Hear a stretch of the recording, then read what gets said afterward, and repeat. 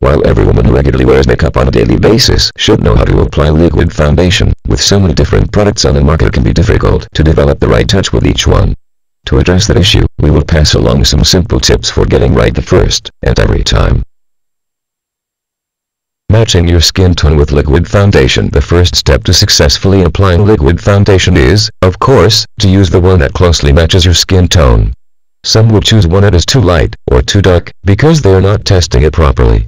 A lot of us have been told that the proper way to do so is to place a sample of it on the inside of the wrist, but the underside of the wrist will have a lighter tone than your face.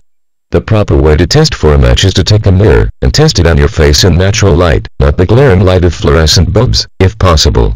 This will allow you to make the closest match possible, no other. Selecting applicators. Finding the right brush to apply liquid foundation can be somewhat difficult, as most people prefer to use fingertips or sponges. Fingertips are fine if you are comfortable with using them, and can put up with a mess.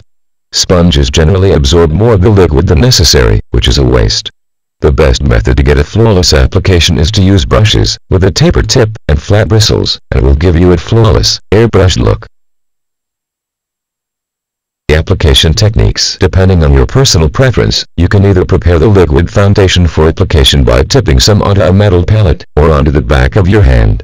From there, dip a small amount of it onto the brush, and begin applying it to the middle of your face, beginning on the point where the side of your nose meets the cheek, and brush outwards towards the ear.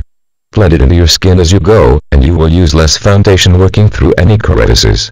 Apply with the same method on the opposite side, and finish the entire middle section of the face, before moving on to the forehead and chin. When applying liquid foundation to the chin, do not go further than the jawline, for a true finished look. Going beyond the jawline will mean having to blend it in down the neck, which can also be of a lighter tone than your face.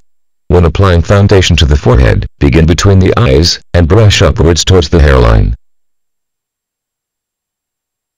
Finishing and fixing mistakes. Take a close look at your work, and see if you can spot areas where the tone is slightly darker, or lighter. Lighter means you missed a spot, darker indicates too much.